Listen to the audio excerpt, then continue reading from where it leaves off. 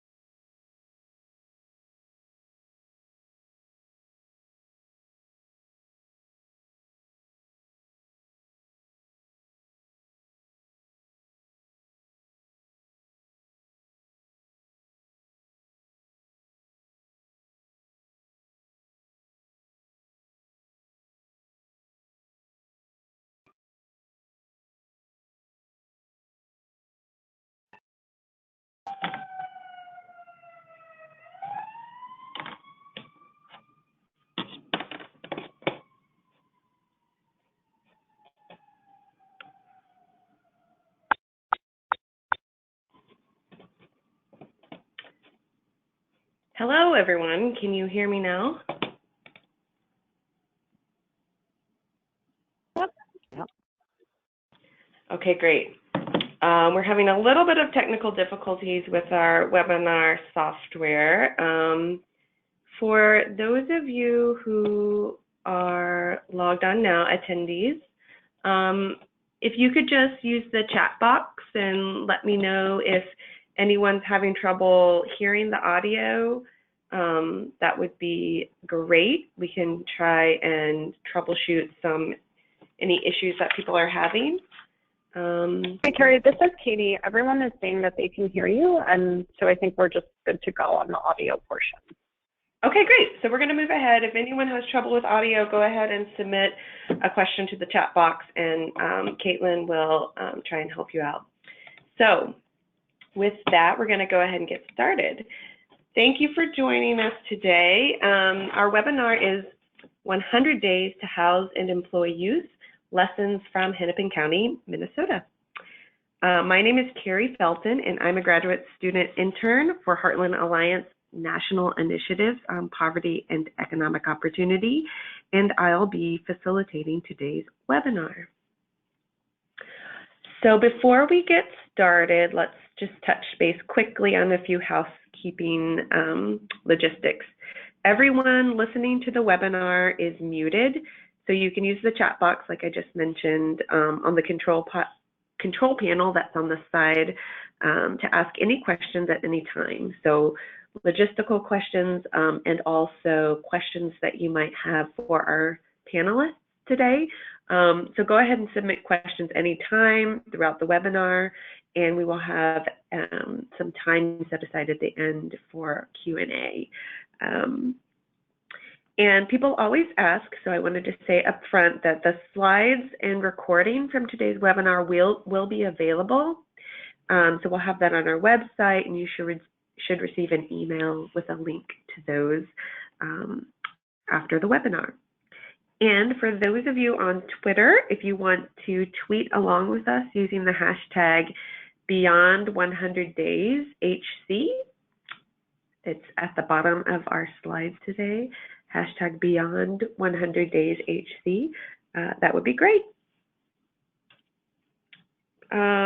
So we have a lot of really great presenters today, but before I hand it off to them, I want to say just a little bit about who we are.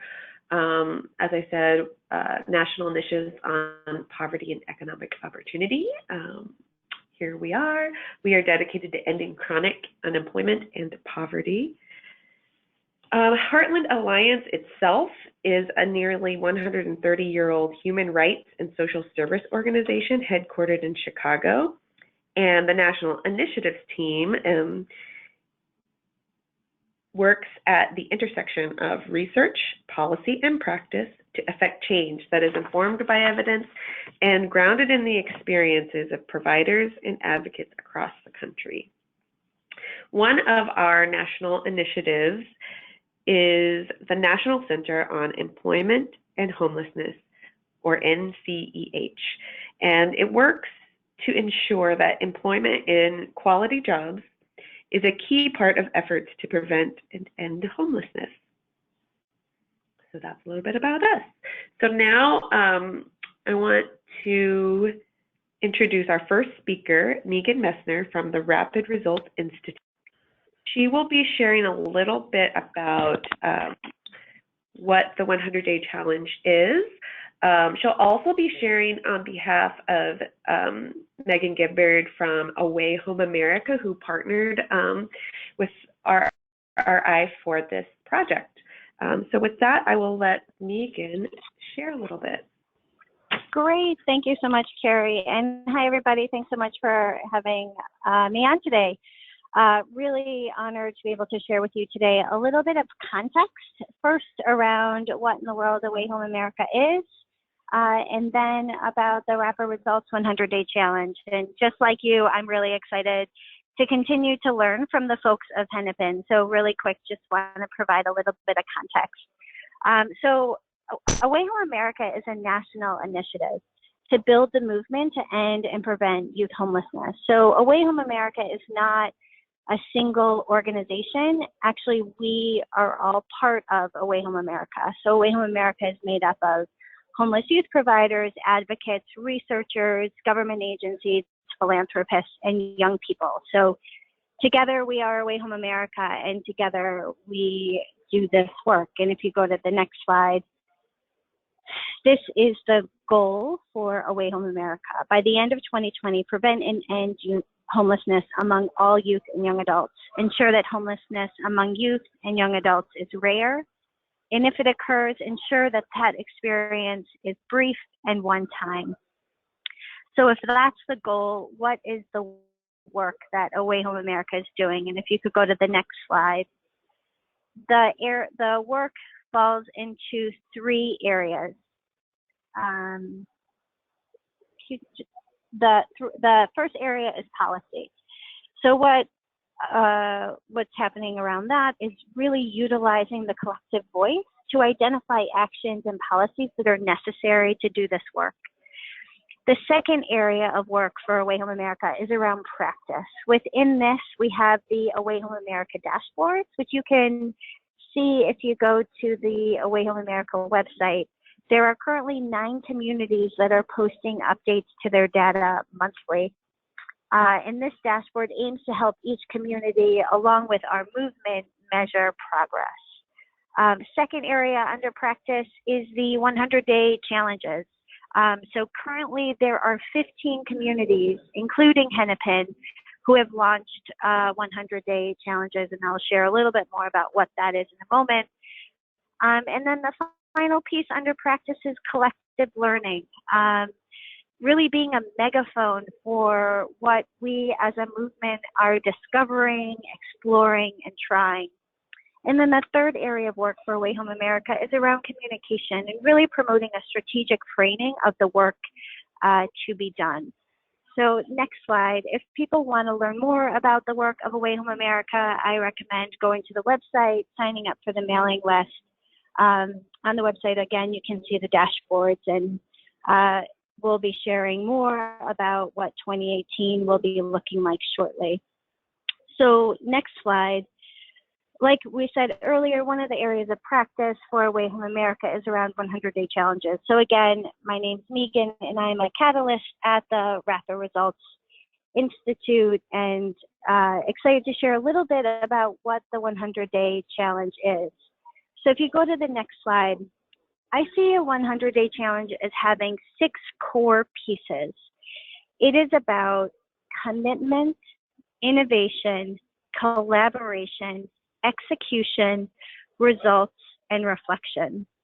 So what starts off the 100-day challenge is that the team comes together and commits to an unreasonable but believable 100-day goal. And then this unleashes entrepreneurial energy in innovating and experimenting in rapid cycles, collaborating across boundaries in new ways, and executing with discipline and grit, because they only have 100 days.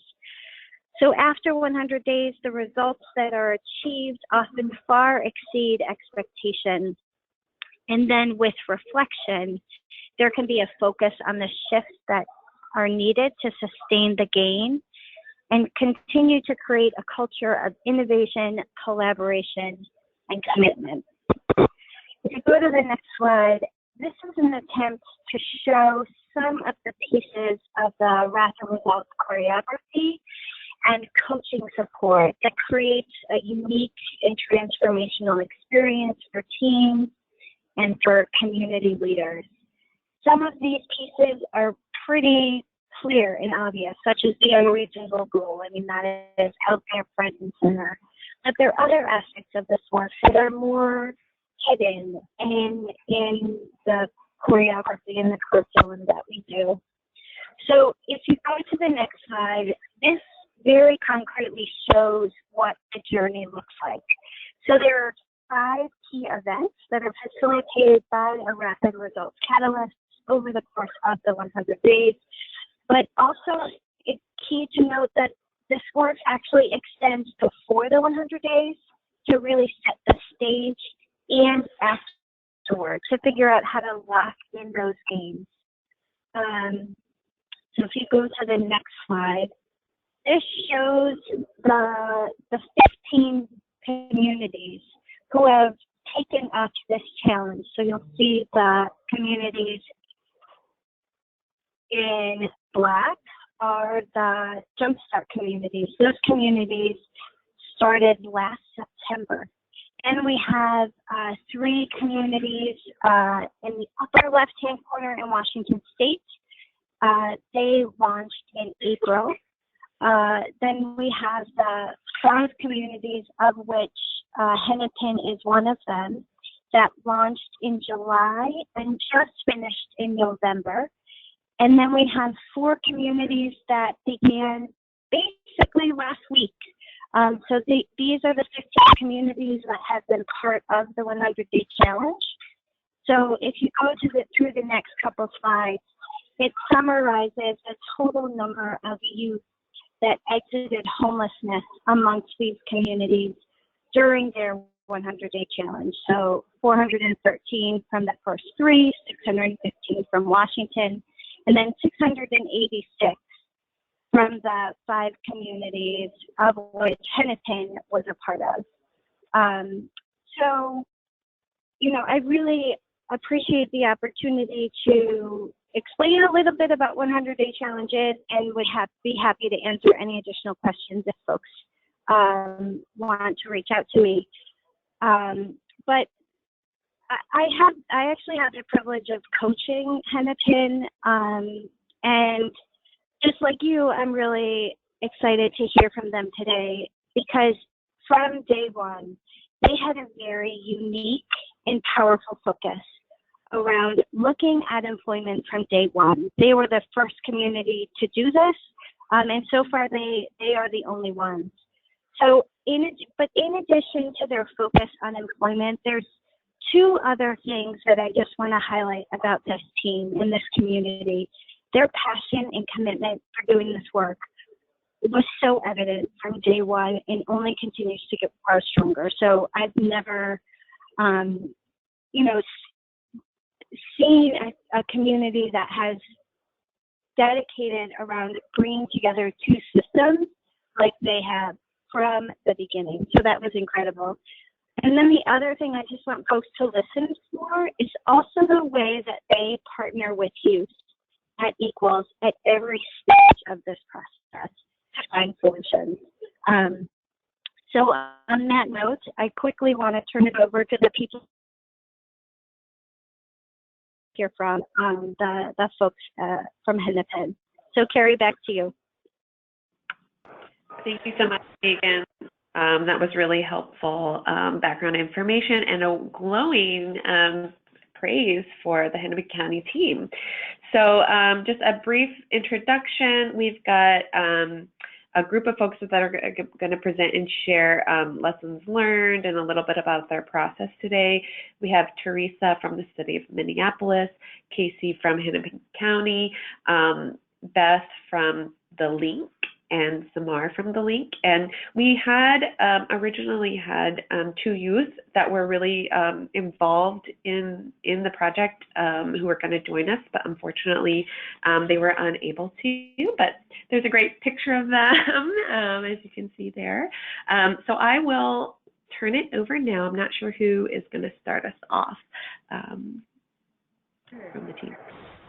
This is Beth, Holger-Ambrose from the Link, and I'm excited to start off by talking about how did Hennepin get involved.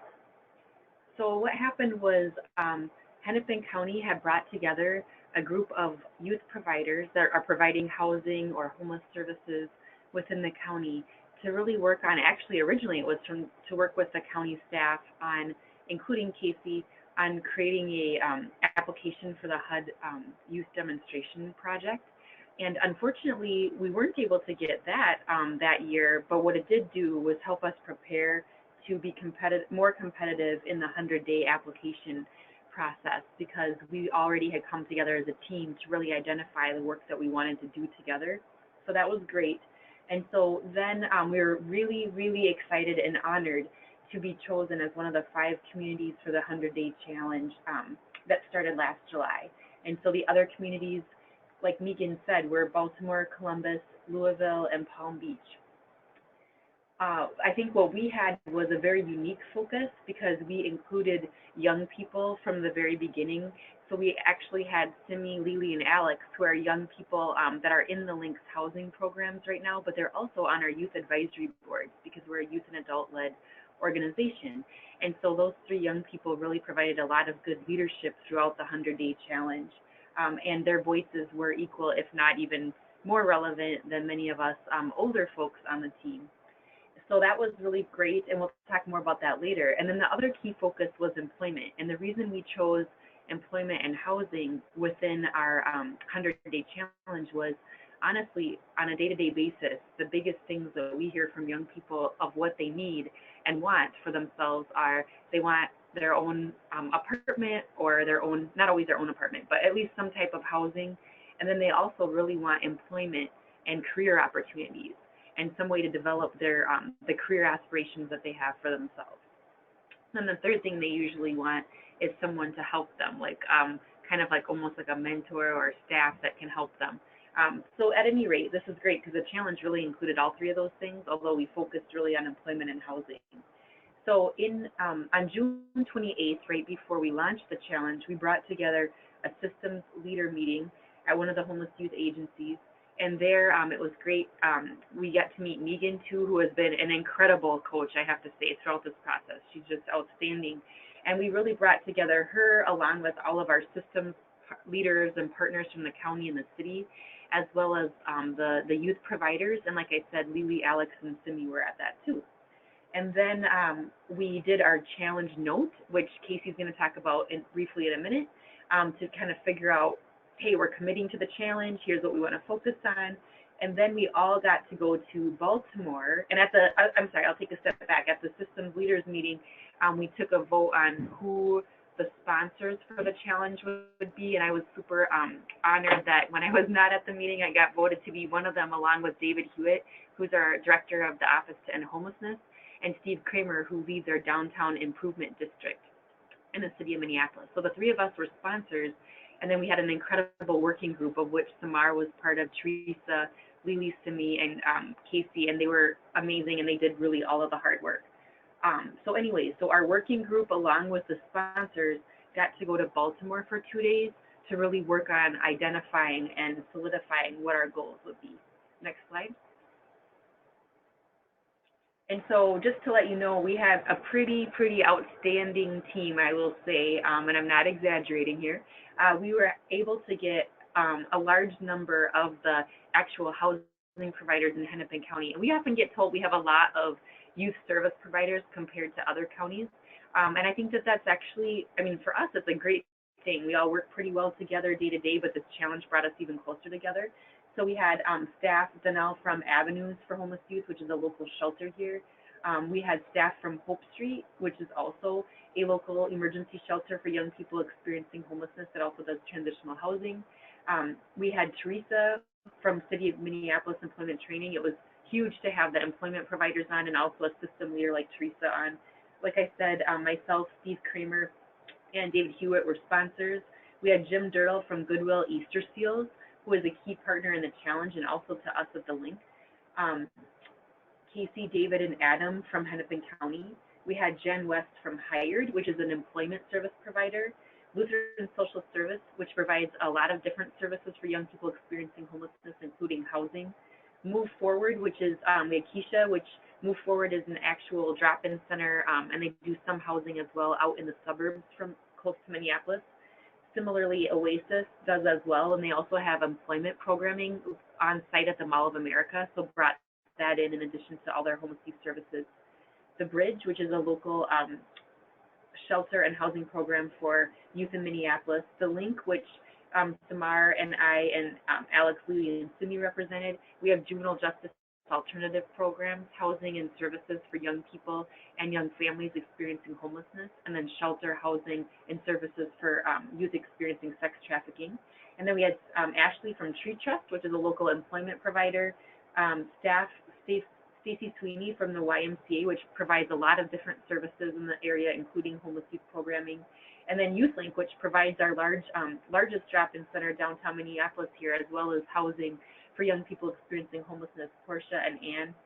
And I will just say that Portia and Casey were what we call the group team leads, and they did a really essential job of kind of facilitating meetings, bringing people together, and doing so much of the logistical work. So I really want to give them a shout out too. Next slide.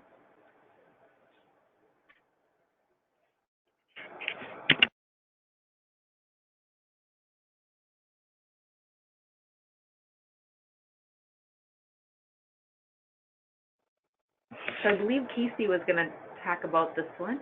I am. Oh, okay. I just want to make sure. Sorry, Casey. Sorry. That's okay.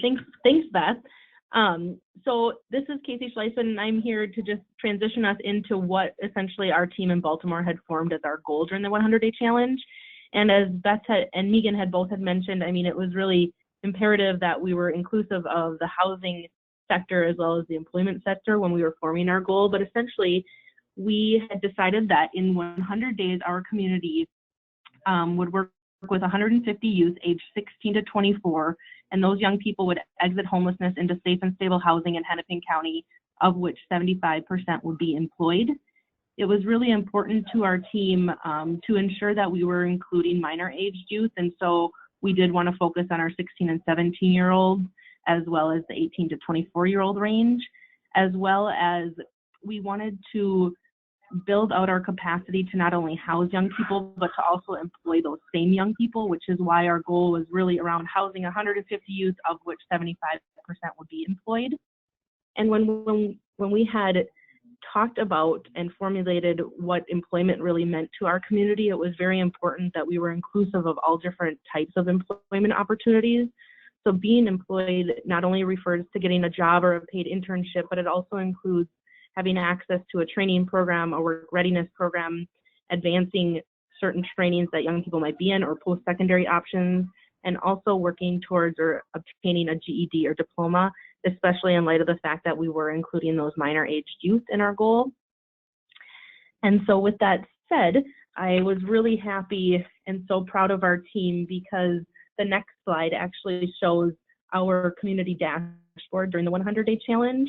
And you can see kind of our areas of growth and improvement over the course of the 100 days. But we were, I think, all of us incredibly proud of the work that we had all put in to showcase that we had in fact housed 236 young people during the 100 days.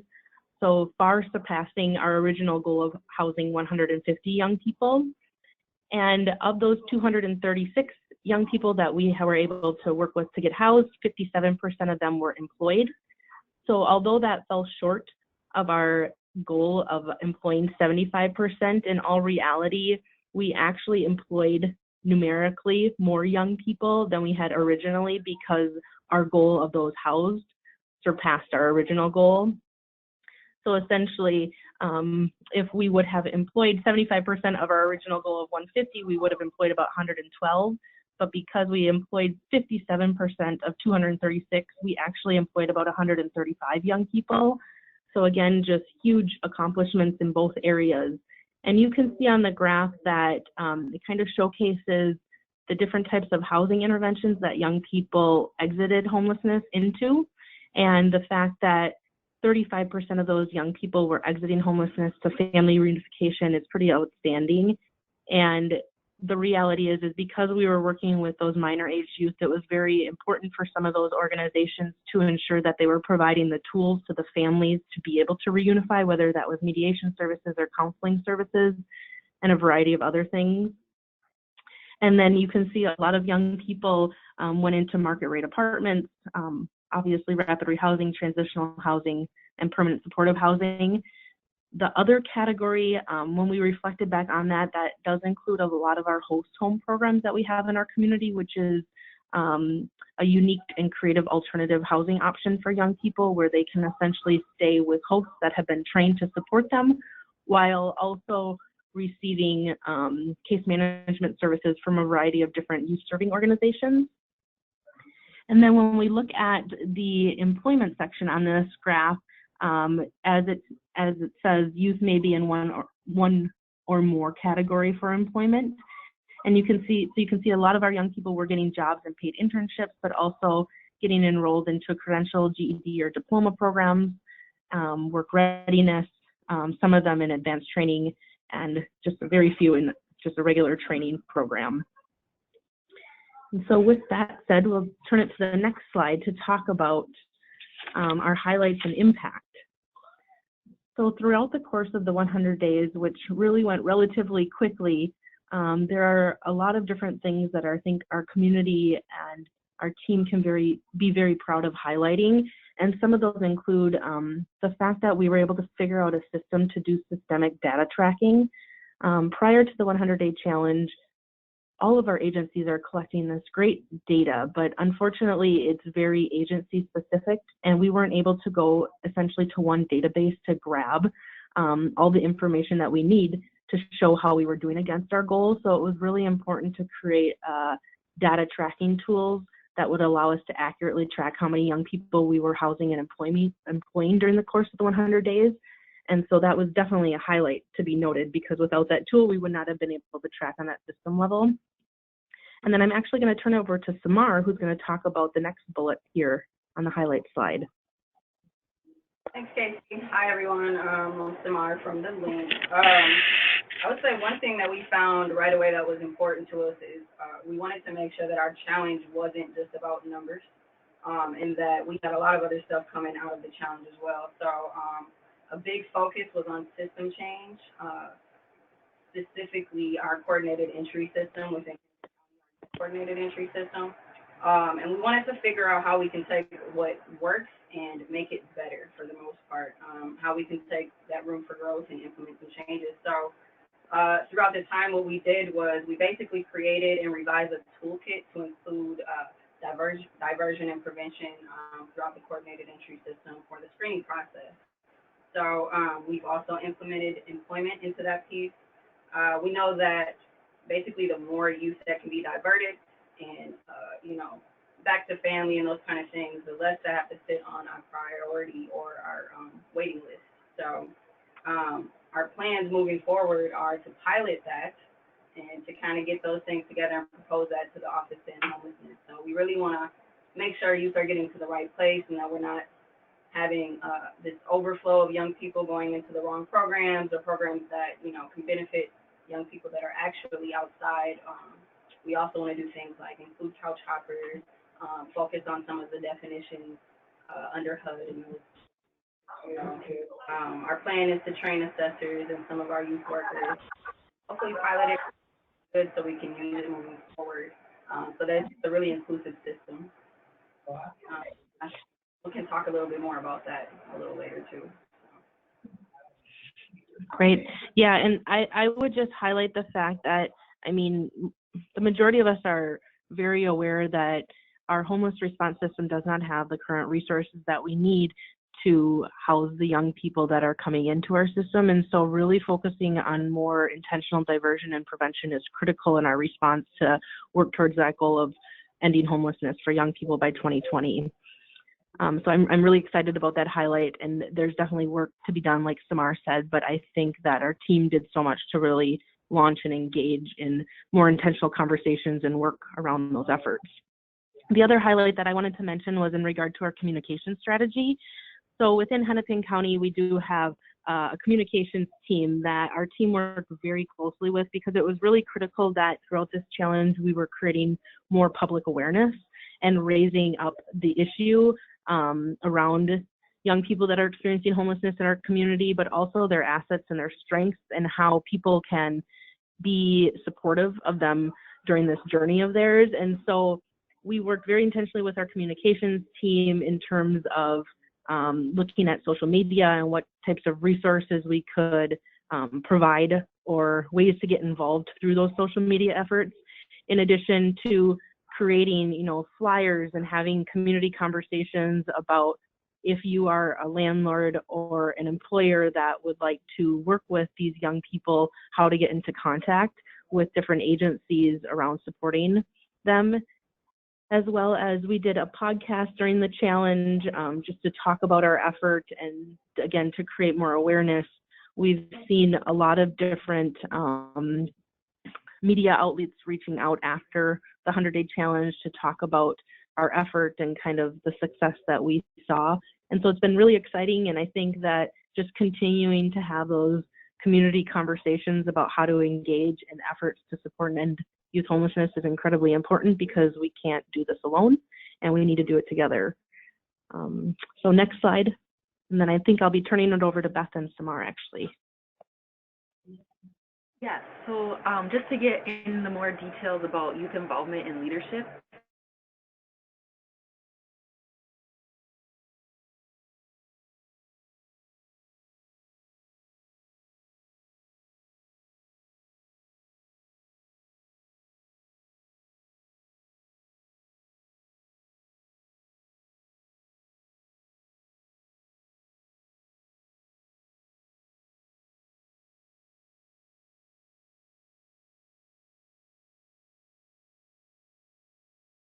to be, which was great.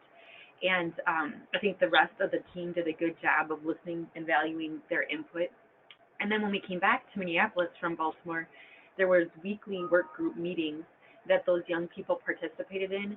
They weren't always able to go to every single one of them because they do have a lot going on, but they were able to participate in the majority of them. And they also participated in the press conference, which released to the community the goal of what we were trying to do, which is really great. They also, what happened was, as oftentimes youth get asked to participate in things, and oftentimes I've seen young people not being paid or compensated for their time. And so because the Link and our community and the 100-Day Challenge team values youth and adult leadership, the Link was able to find funding to compensate Lily, Simi, and Alex for their time to participate in the meetings, and they were paid for their time in Baltimore and all of the work that they did for the challenge, which was really helpful. So those 3 young people were paid, as was everybody else, to participate in the challenge as a part of their job. And they also were very valuable in doing some of the outreach to other youth about the challenge. And so now I'm going to turn it over to Cemarr to talk through how that happened with the youth. So to start off, I'd have to say that the youth fair was probably one of the most fun parts of our challenge. And I want to give a big shout out to Portia Brown, who's not on today, but she really figured it out and threw this thing together within a period of about 2 weeks. So what we noticed as a team is how can we, reach our goals, do it quickly, get it done within 100 days, get a lot of more interaction from the youth. And so we decided we needed a one-stop shop. So it wasn't just a job fair. What we had there was coordinated entry assessors. We had folks for health and wellness programs. We had yoga, all that kind of stuff. We also had employers and employment programs. We had food. We had a lot of networking going on. So it was a really, really fun event. The Hennepin County marketing and communications team came out to do photos and make sure that we were able to document this great fair. And we had a really good turnout. Casey might have to correct me if I'm wrong, but I believe we had about 70 youth that actually signed in at the fair. Really, really important part of our 100 days. It's something that I think the team really wants to make sure we do moving forward. With a little bit more prep behind it, and I think we can get a really good turnout. So it was just amazing. The youth got a lot from it. I know youth in my own program actually got jobs and got housing, and it's just really amazing to see that collaboration piece, and it just worked.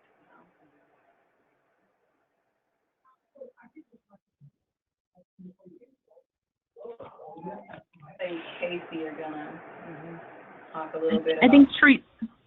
Yeah. Teresa Harrold with the City of Minneapolis Employment and Training.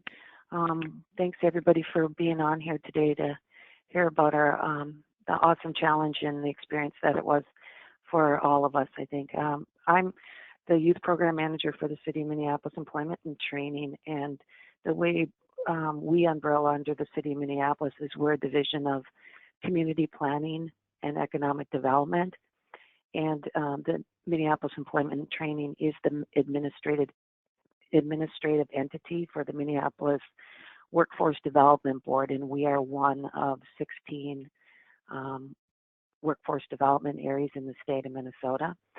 And one of the things when we were up in Baltimore, For the pre-launch for the 100-day challenge was Meaghan had us making these swim lanes of tasks and timelines and what we were coming back to Hennepin to ask for related to the kickoff for the 100-day challenge. And my primary area of responsibility here at the City of Minneapolis Employment and Training is managing Workforce Innovation and Opportunity Act contracts that we refer to here as Minneapolis Youth Works.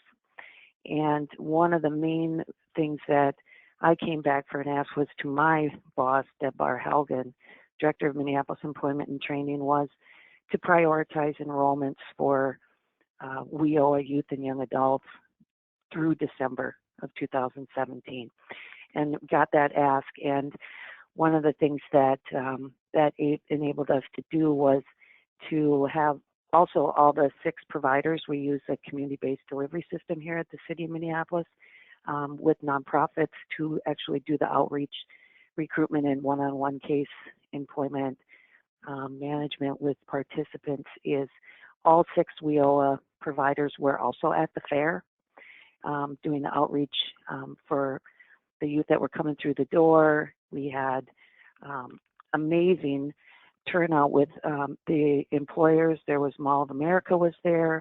There was employers doing on-site hiring, and also lots of different entities that all came together. It was just, a lot of times I think people talk about alignment and that it's not happening, but truly the work that we all pulled together, it was amazing for the 100-day challenge fair. Like a youth from YouthLink is the one who designed the flyer, got distributed all over the place. And then all of us just, the team just pitched in and made the list of what can I bring, what can you bring? And to see everybody coming through the doors that day and filling up the space. It was held on September 13th at Minneapolis Park and Recreation Board. And we, things like looking for a venue that was free and coming together and bringing all of our different knowledge from employment and the housing together. We learned so much.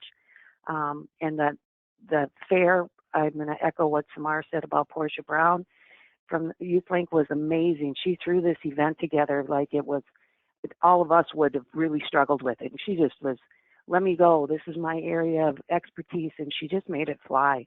And I think one of the most rewarding things was having the youth come in and really feeling like, hey, wow, people care about me. This is an event that they're welcoming me, asking me for feedback. What can we do to help you? And one of the biggest things that we learned through this whole experience I did personally is a lot of these youth, they're highly educated, and there was 2 women in particular at the 100-Day Challenge Fair that I talked with who are licensed cosmetologists and cutting hair, and they're living in their car because they can't afford market rate rent. So it was really about also employment and where are the livable wage jobs? How can we continue to provide training and resources to these youth who might struggle in some employment sectors or not, to really enhance their skill set. And so the 100-Day Challenge Fair, one of the things we'll talk about later is in terms of sustainability is how can we do these more often throughout the year? And it was just amazing come together experience. And I'm going to turn it over to Casey to talk a little bit too about the SNAP and Ent changes that were part of the 100-Day Challenge. Yeah, so we had an individual that was part of our team, Jim Dirtle, that works with Goodwill Easter Seals, that also sits on a statewide committee that has been working on implementing changes for SNAP Ent, which, as many of you know, is Supplemental Nutrition Assistance Program, and then the Ent is Education and Training. And the 100-Day Challenge, I think, really supported the effort that were part of the ask that we had for SNAP Ent. And so specifically within the state of Minnesota, there are federal regulations that currently allow for a broader eligibility than what our state is using for those that qualify for SNAP Ent or just SNAP in general. And so one of our asks has been that right now the time limit for receiving SNAP benefits for individuals is 3 months on average over the course of 3 years. And so we were essentially asking for that to be lifted so that more homeless or more people that were experiencing homelessness had access to longer term SNAP benefits. And that essentially would allow them to also be eligible for the education and training portion. So not to get too nuanced, but essentially if we can open up the eligibility for those that receive SNAP, it also opens up our opportunity to provide them with education and training through SNAP as well. And so that was a huge ask that was asked of our state, and that will be it will be worked into policy, language, and statute after the new year, and that essentially will change who has access to those benefits as well as who has more access to the education and training component, which we know will further their employment opportunities in the future. And so that was a huge state ask that's moving forward and has been really exciting for our community. I'll turn it back to you, Teresa, for the last bullet.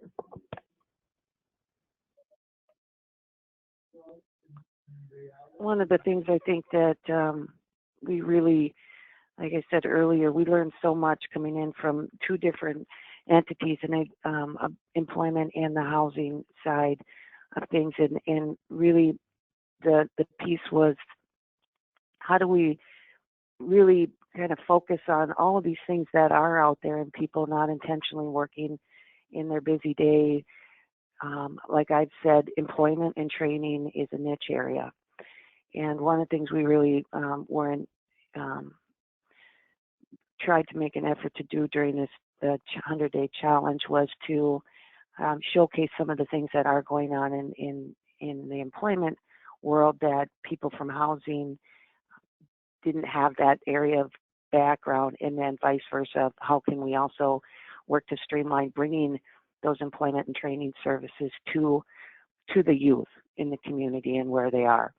Our 6 employment training service providers from Minneapolis Youth Works, WIOA, federal funding, really made intentional efforts to go and visit. And we have a couple of different staff that office out of the Youth Link, and provide the services. And we're intentional in making sure that the youth were meeting where it was a space and place where they felt safe. And then one of the other things we did in terms of messaging the employment services, because every employment coach at every agency isn't the same person, was kind of a soft handoff. Was an important thing for us to address, was if somebody from one of the housing programs called and said, I have youth who's in need of this, and this, walking through those scenarios with me, I was able to say, I think this agency would be a really good fit for that individual.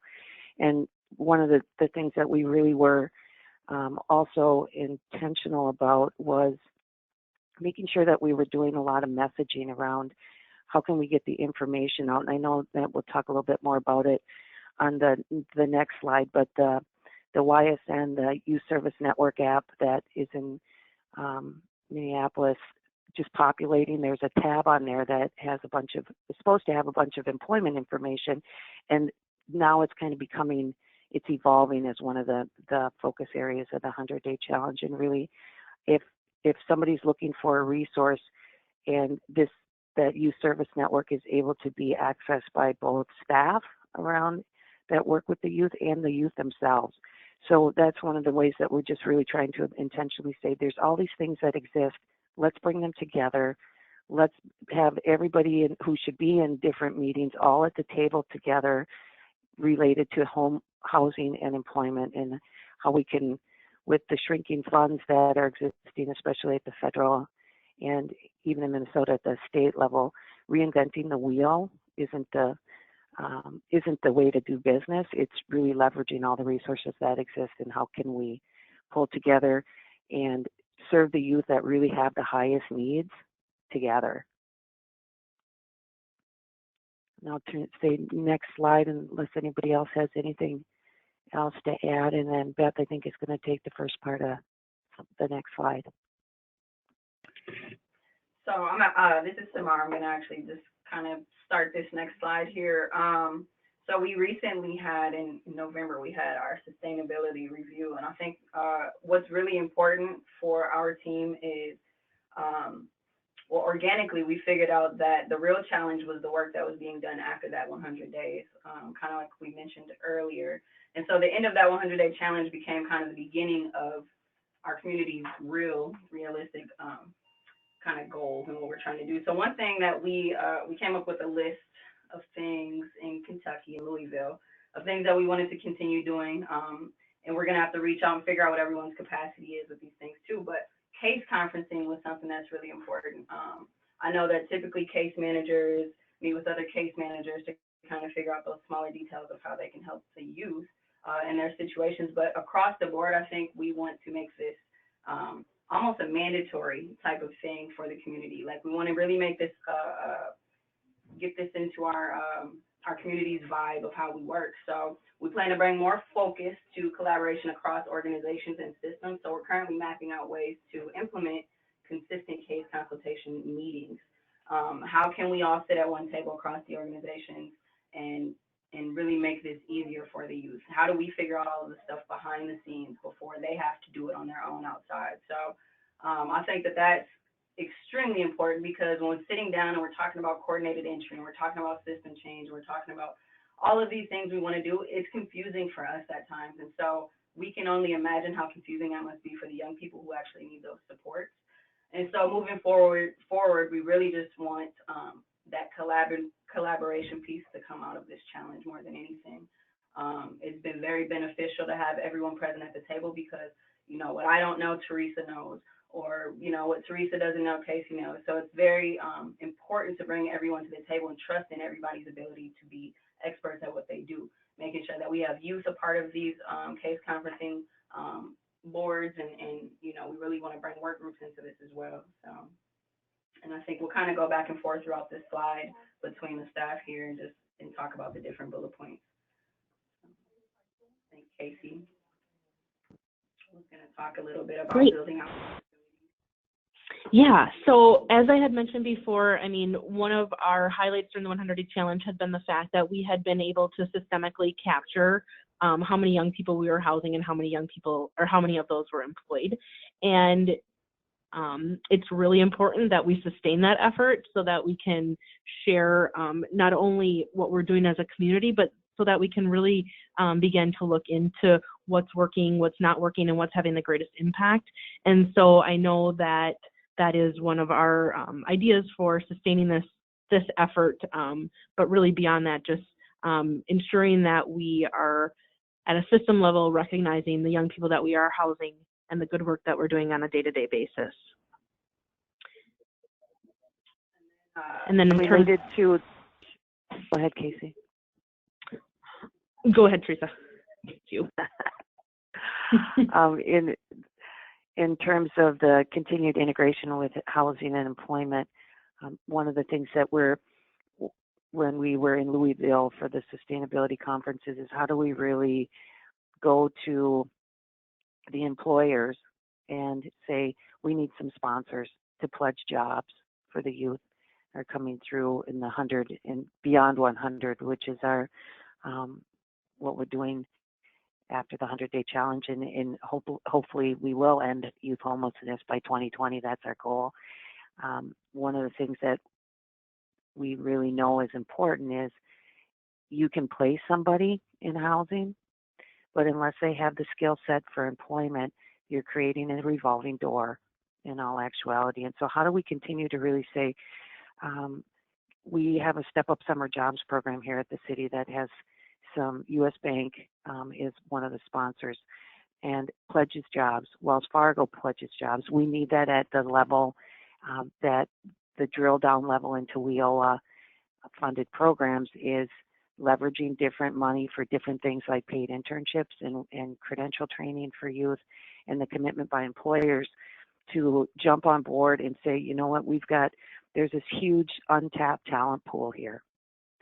And so we're just really pushing forward with how we're going to ask for jobs, have the youth message them. We've talked about creating a youth advisory board and really coming back to when we reconvene as a group, because some of us weren't able to go to the sustainability conference in Louisville due to a big event that was happening here in Hennepin County related to efforts to end homelessness, and coming back together as a group and really kind of drilling down into the notes that in planning that we did in Louisville and bring everybody on board, like Cemarr mentioned, where we have to really hash out how and who is going to be leading some of the additional efforts that we're doing, but also continuing to build on our network and bring in new partners that can help us just message and serve more and more, because what we know too is that there's so many beyond the 150 goal that we had.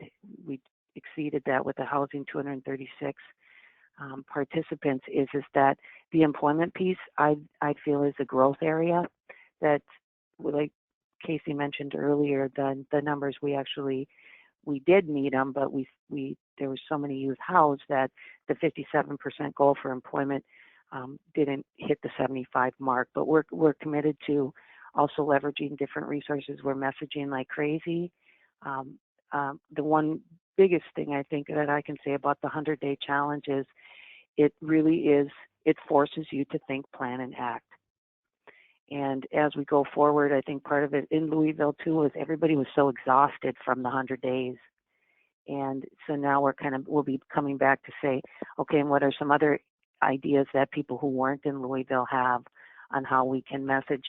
The other thing that I really think we have a tremendous opportunity here in Minneapolis, Hennepin County, is hosting the Super Bowl, and the kind of the media attention that we can bring to this important issue, I think is one thing too, in terms of jobs and our low unemployment rate. How can the employers jump on board and say, this is also, there's a social responsibility here in this.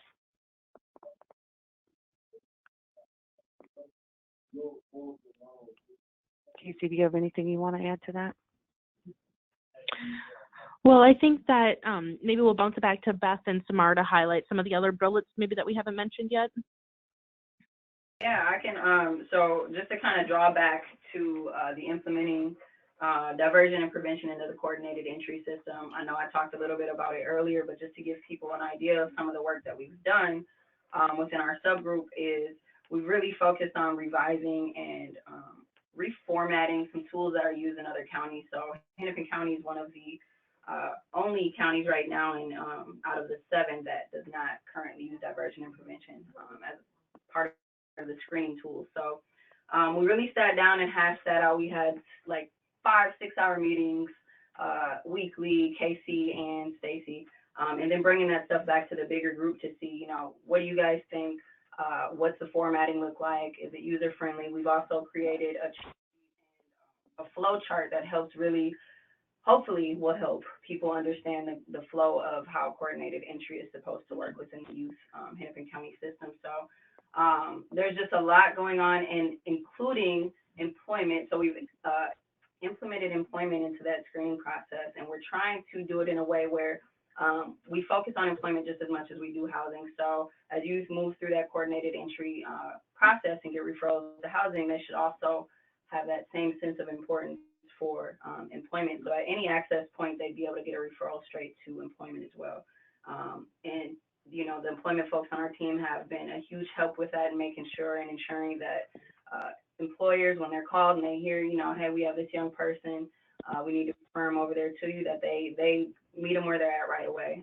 Employment and housing, again, like we said numerous times, they're equally important. You can't have one without the other. So I think that including that diversion and prevention piece along with that employment is going to be really huge for system change. I think that it's really going to work, and I think our team overall agrees, and I think a lot of folks outside of the team do as well. Yes, so just to build off of what Cemarr is talking about with coordinated entry, and this is Beth again, one of the things that our group really came up with, which was not surprising because a lot of the youth service providers within Hennepin County have been proposing ways to actually implement coordinated entry within Hennepin County for youth and young families. based on what we're hearing from youth and young families. So we created a proposal, but then also during the 100-day challenge, there was a lot that came out just similar to that about how we could, I think everyone in general really supports the concept of coordinated entry, you know, in terms of young people and young families having equitable access to the housing opportunities that best meet their need and them having choice and voice within that. However, the way that coordinated entry has been implemented to date in Hennepin County has actually inadvertently kind of created, not intentional, but some very big challenges and barriers to getting youth housed.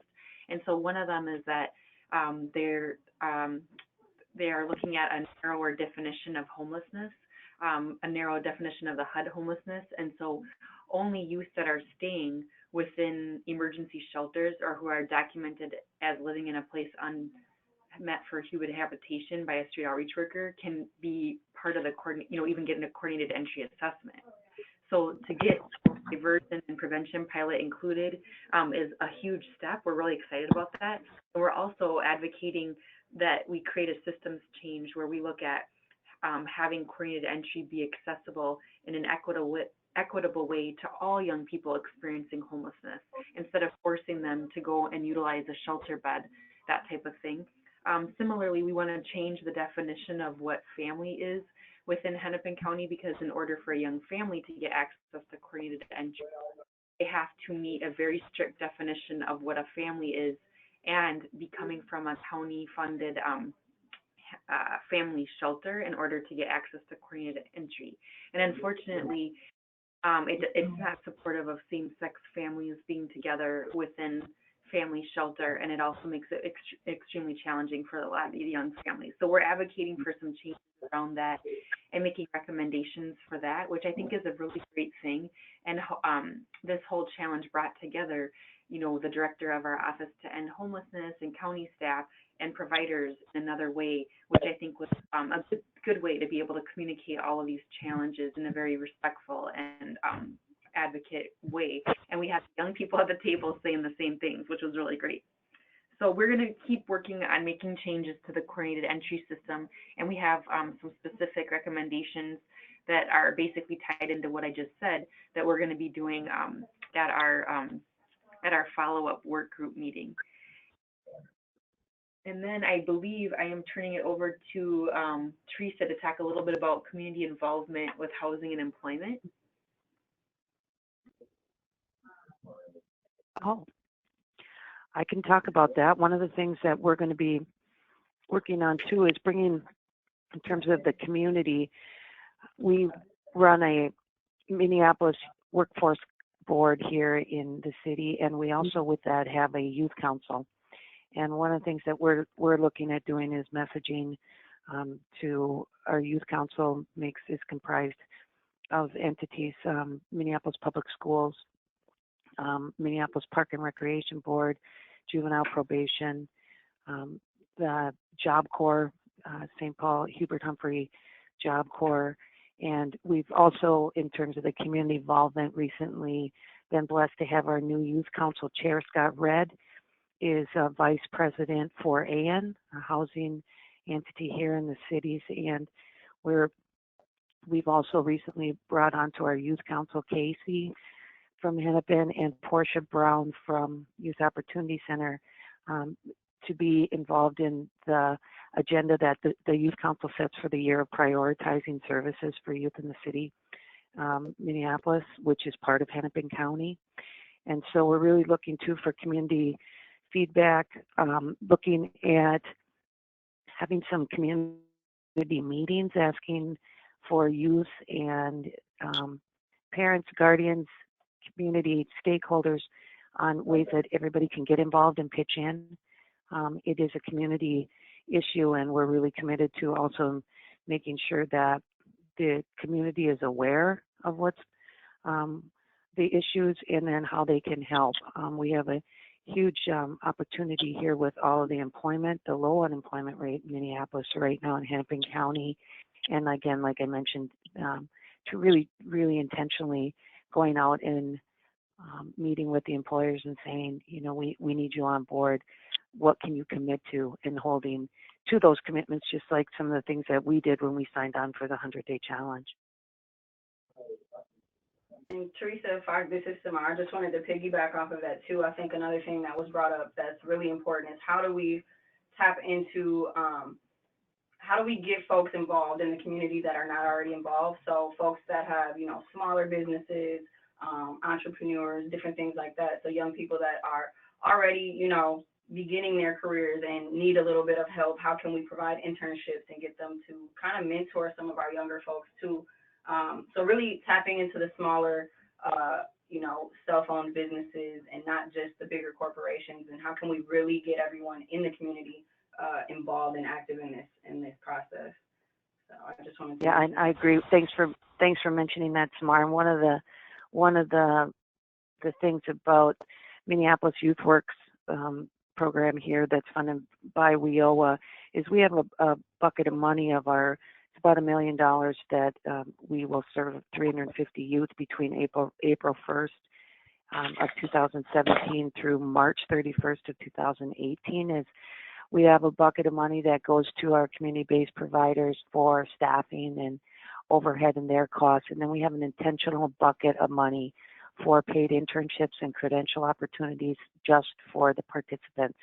And one of the things that we've really found out too is youth who have no work experience or very limited work experience have a hard time going into some of these bigger companies and being able to feel like they can thrive when they don't have the skill set in place. And one of the beautiful things with the WIOA program is a lot of the employment coaches will be able to go out into the community and develop paid internship opportunities, like Cemarr mentioned, at some of these local smaller businesses that may not have the funds initially to hire someone and really kind of get this kind of a test run. Here's a youth that has a credential in ServSafe and is ready to help out your restaurant. Here's some free help in a safe space with business owners who know the youth and know the youth needs and are interested in mentoring the participants as they gain their work skills and enhance their resumes. Yes, and so we're going to try to wrap this up pretty quickly here now so that we can have time for questions and answers. But I do just want to, briefly, this is Beth again, tack on a few more things, just these last 3 bullet points, which are pretty quick. One is that, so if you're interested in looking at our app, I believe that Caitlin sent it out in the chat box as well, but the address is www.ysnmn.org. It stands for Youth Services Network App. And what that is the YSN app is actually a collaborative between all of the homeless youth agencies within not just Hennepin County, but the whole Twin Cities Metro, 7 counties. And we provide in real time what emergency shelter beds are open. Youth can access it too and get alerts when a bed opens at a particular shelter they are looking to get into. It also has information about food shelves, what street outreach workers are on site. And what we're really working to do too is put in more information. As Teresa mentioned earlier, there's some information about youth employment on there, but we want to really expand that and build it out more within our YSN app, because it's this wonderful infrastructure that we already have that all the agencies are on board with. The fiscal agent for that kind of administers the logistics of it is the Bridge, and so it was great to have them as a part of the 100-day challenge. Additionally, the biggest thing we want to do, one of the biggest recommendations, is to really kind of flip how our county and community does some of the policy work and regulations. And we're very thankful that Casey is now recently joined the county, because she has a background of working directly with youth experiencing homelessness. So she completely has been a wonderful asset too. But at any rate, what we want to do is create a youth advisory board for the Office to End Homelessness, which would include 2 to 3 young people with lived experience of homelessness from each of the homeless youth agencies within Hennepin County. And this board would be, the youth on this board would be, of course, compensated for their time, but any policies, planning related to ending youth homelessness, policy changes around how housing or anything related to youth homelessness is done within Hennepin County would be directed by this board, and any changes would have to be approved by this board. And this board would be led by hopefully someone from the Office to End Homelessness named Casey, and then also another co-facilitator from one of the youth providers. And so this way, we feel like a lot of the barriers that we're talking about with coordinated entry or different things like that would actually naturally get resolved. So we're very, and it would just be what we found, you know, at the link definitely from a youth and adult partnership is that our programs and policies and everything is so much better for having youth being a huge part of driving that and leading that in a very genuine and authentic way. So we're hoping to replicate that in the wider community. And then last but not least, what was really exciting, which happened well before the 100-day challenge, is that in the local community in Minneapolis, we have a wonderful partnership through with Goodwill Easter Seals, Youth Link, and The Link, where Goodwill Easter Seals, who is one of our youth employment providers, they have now co-located career specialists for young people that are co-located with our housing program. So at the Link, for example, we have a career specialist, which is actually housed right in the same offices with our case managers and our housing coordinators, and then they're able to work simultaneously on housing and youth employment with the youth and the young families that are in our rapid housing programs within Hennepin County, which is one of the ones Cemarr leads, Project Live Out Loud for LGBTQ youth, our Young Families program, and rapid rehousing. And then the other one is that they have staff at YouthLink within the Youth Opportunity Center, so that youth coming into their drop-in center who are experiencing homelessness can get access to employment. And that's funded by the POLAD Foundation and partly through Hennepin County. So we greatly appreciate that, and we'll definitely continue that on because that was provided as a highlight of how to work well with housing and employment to co-locate. And now I'll turn it over to Casey to wrap us up, and then we'll have questions and answers. Thank you.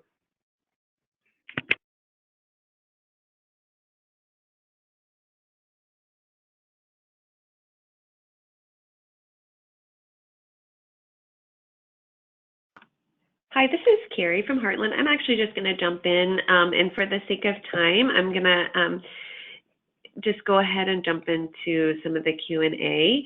I do want to point out that this slide has links to the executive summary and this recruitment flyer, and I'll make sure that the slides that we send make it full. You can access those resources as well.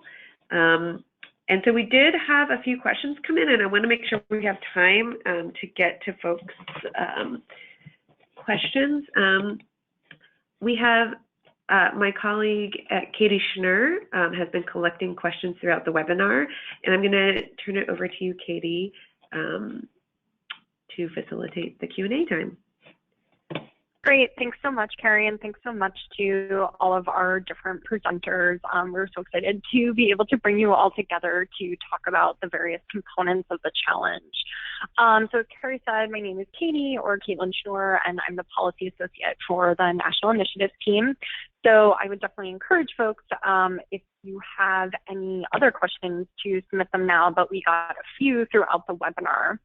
So I'm going to go ahead and direct those to our panelists. I'm not quite sure who the exact person to answer this question would be. Meaghan, it might be you. Beth, it might be you, or Casey. The question is, what data and information was used to inform setting the 100-day challenge goal? For example, how did you know that 150 was a feasible number to work toward? Hi, this is Casey. Casey, you're going to good. I'm excited to hear your answer. No, that's a really great question, because I think that really showcased how we do not have data at a system level, which is why one of our highlights was creating a database that could capture system level data. But in all reality, when we were in Baltimore setting our goal, it was done through a few different ways. One was we did look at some of our shelter data and how many young people were currently being housed out of our current shelter system. And we have 3 different youth-specific shelters in Hennepin County.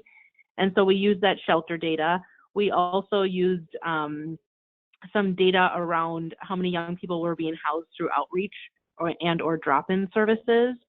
But I mean, in all honesty and frankness, it was very much cobbled together. And we had a base good idea from those data sets. And we talked about it a lot as a community. And Meaghan, I don't know if you remember this, but we spent a lot of time trying to figure out what that number was within the goal. It wasn't even necessarily the wording. It was really the number. But as I remember, it was primarily from those data sets. And Casey, you have such a great memory, and I just want to totally normalize that process. We use something very formal called the back of the napkin, and that is often how we work with teams to come up with that number, because data is never perfect. We can never have like the really complete picture, and it's just sort of what feels ambitious. And I don't know if you guys remember, but I kept pushing you to be like, really? And it's amazing how communities come together and they own that goal, right? You guys owned it. And I think we ended day one of the launch workshop with people being like, oh my gosh, Casey, I don't know if you remember, but I think I had a conversation with you. You're like, wait, what did we just agree on? And I think that is totally normal and part of the process. Just to jump into me, I think this is Cemarr. I think it was nice because our team, I think we have a team of competitors, and so we didn't want to pick a number that was going to be too easy for us to reach. And so I know we went back and forth between like 200 and 150 and 150 and 100. We threw a lot of numbers around. I think it was really important for us to say, well, let's try to reach a number that we're not sure if we can reach, because it's important for us to not just make this. We wanted to actually get something from the challenge, and we wanted the youth to actually benefit from it. So that number was high for a reason, I think. So. And then, I think 150, everybody's like, seriously? And now look at where you ended up. And I just think, like, if you're really paying attention to the work that's going on in your community, like, there's a lot of great stuff already happening. And so to be able to have that level of clarity, to be able to learn from it and build upon it. I think the other thing that I hear when you guys talk is figuring out all these things you already have. And I know it's never going to be enough, but, how do communities come together to understand what they have and continue to build on it together? Because these ideas of co-location and bringing folks together, common language, that's where the heart of this work really comes from. So it's awesome. Great, thanks so much. While we are on the topic of data, another question that came in was, could you talk about how data was captured during the challenge across all of the partners? And again, I'm going to defer to the Hennepin folks to figure out who might be best positioned to answer that question, or at least start off the answer. Sure. So this is Casey again, and that was definitely a large challenge during this challenge. And long story short is we currently do have coordinated entry up and running for young people, as Beth had mentioned, in Hennepin County. But the people that are on our current coordinated entry or priority list are only young people that are literally homeless and or are in shelters or in place not meant for human habitation. So essentially it doesn't include all of those young people that may be couch hopping. And we have a lot of organizations with young people we have a lot of organizations in our community that are still working with those couch hoppers and helping them to get housed. And so it was really important that we didn't just use our coordinated entry list to see how many youth were being housed. And so what we essentially did was we created some really old school Excel spreadsheets. And we would, every other week, we had an AmeriCorps Vista, Adam Kolb, who was incredibly helpful during this challenge. He would email those out to specific providers, and we essentially would ask them, how many young people did you house in the last 2 weeks, and what type of housing interventions did they go into, as well as were they employed, or did you help to increase their earning capacity? And so it was very much old school tracking, and he managed kind of receiving those and putting them into a larger database and extrapolating the data. But it is ultimately what allowed us to really capture the good work that we were doing on a system level, because like I said, we could have went agency to agency or to our coordinated entry list, but it wasn't fully comprehensive of all of the really good work that we're doing to house young people and employ them. Great, thank you so much. Another question that came in, and I think Teresa, I'll kick this over to you, being on the workforce side of things, is what were some of the strategies that you used to get youth employed quickly?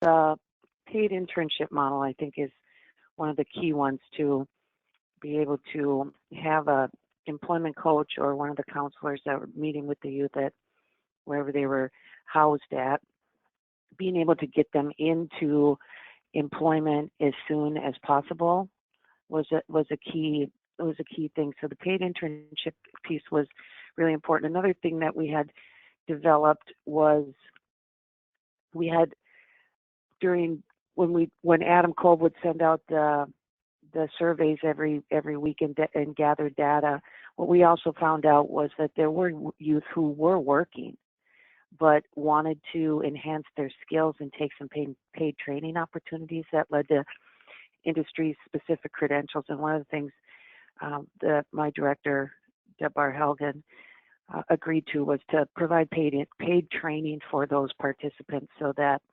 they still had income coming in while they were taking the training. So those are two of the main ones that stood out in terms of getting them into, if they were enrolled into one of the Minneapolis Youth Works WIOLA programs, how do you put them through the work readiness training, get their resume together, get them connected to employment in less than a week. So that was really based on individual needs that each youth identifies on that one-on-one case management. The employment providers are very well versed in, all right, this is where they want to go, this is where I know they have an opening. So it was just really a match up depending upon what the youth met, and then having our community-based providers who know so much about all the niche areas around the city and Hennepin County, actually sometimes taking the youth to the employer to develop. The youth then have that relationship building with their employment coach, and the employment coach knows the person at one of these, let's say, smaller business who's providing a paid internship site. So there was just multiple ways, but the ones that really helped out a lot were the paid internship and then providing those paid trainings to be able to, when you look at the grid, that a lot of them were working, but there was also a substantial number that were involved in training. And like the dashboard says, it could be youth involved in more than one of those things. So one of the things I always say in terms of employment for youth when you're counseling or giving them feedback is, if you can get a couple of different stackable credentials to enable you, let's say there's layoffs at your work doesn't work anymore for you, and you lose a job or something, that you have all these industry-specific credentials that will allow you to be able to re-engage into the workforce quickly. And sometimes those credentials might not be the credential that the youth thought they were taking, and they said, I don't want to do this. But sometimes that's one of the biggest lessons I always say learned, is learning what you don't want to do sometimes, but you also still have something that a credential that's going to be able to make you marketable, one, and earn a livable wage job. Great, thank you so much. So I know that we have a few wrap-up slides on our end, but I do want to just pitch out one last question, and it's kind of a big one, so I'm going to open it up again to kind of the Hennepin folks to weigh in. But the goal that you all set in your community to both house and employ youth was really unique. It's not something that another community has undertaken through one of these challenges. So the question is, how did you decide that Hennepin was ready to take on employment as a goal? And just kind of broadly, what advice do you have for other communities that might want to do systems collaboration work that's aimed at connecting youth to both housing and employment? So we don't have a ton of time. It's a big question, but I will leave it to you all to just wrap us up with that. So this is Beth from the link, and one thing I will say is honestly the biggest reason why those of us from the link were really in favor of integrating employment and housing is because we hear from the young people so often, like I said earlier, that housing and employment are really what they want. And they want to work. They want to develop their career and leadership development. And they have dreams and aspirations for themselves. And so we really wanted to tie everything together and support everything. The other reason why we thought we were ready was, like I said, there was already this partnership with Heidi Boyd at Hennepin County and some of our providers like YouthLink and ourselves and Goodwill Easter Seals, and then to widen it out and bring it out to a wider community of really trying to tie in employment and housing together, I think is super critical. And then I just think, I mean, I'm not trying to brag about Hennepin County or anything, but I sort of am, I guess, is that I feel like the providers, both on the housing side that were a part of the work group, as well as our county staff like Casey and Adam and everybody, are just really, really willing to take risks and work hard and do big things to try to help young people, because at the end of the day, that's why we're here. And so if the young people are saying that's what they want is housing and employment, that's what we're going to give, we're going to give our all to try to make that happen. And I think this whole work group was truly made up of people like that. And I just really appreciated kind of witnessing and being a part of it. Yeah. Great. Thanks. Go ahead. This is Casey, and I was just going to say I would echo everything that Beth said, and I would potentially add just a couple things in the fact that when this question was first pitched to us as a community, when I wasn't working for the county, it was more what would your challenge look like? And immediately multiple responses were, well, we're going to house 100 youth and house and employ 100 youth. And that's not essentially what our team came up with as our goal once we actually went to Baltimore. But it was kind of like we have to be working collaboratively across multi-sectors if we want to affect change. And we know, as Beth said, that housing and employment go hand in hand together.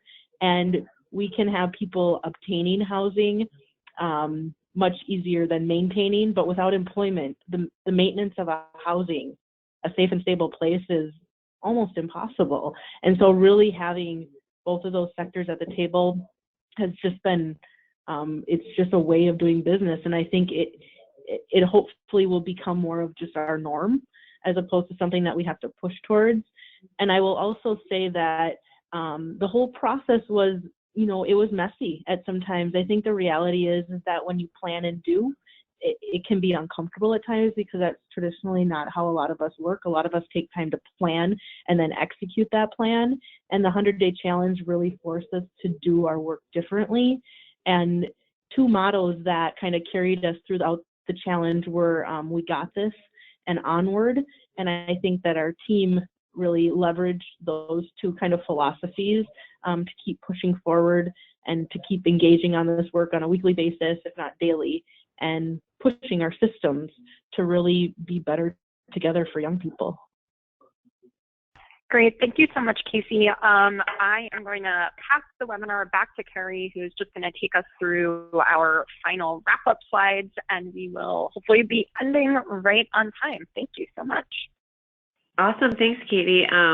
Thank you, everyone. This has been such a great conversation. So much awesome information and really helpful tidbits to try and digest. So if you need to return to the slides and watch the webinar again or share it with folks, we encourage you to do that.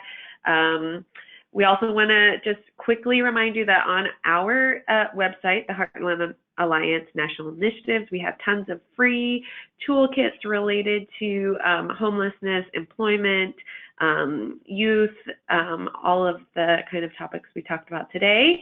And feel free to reach out to the speakers that you heard today and ask more specific questions. Any questions we didn't get to today, we're going to try and follow up with you best we can. So with that, I want to thank our speakers again and really thank all of you who joined us and for all the work, the wonderful work that you all do. So thank you and have a great day. Thank you. Thanks.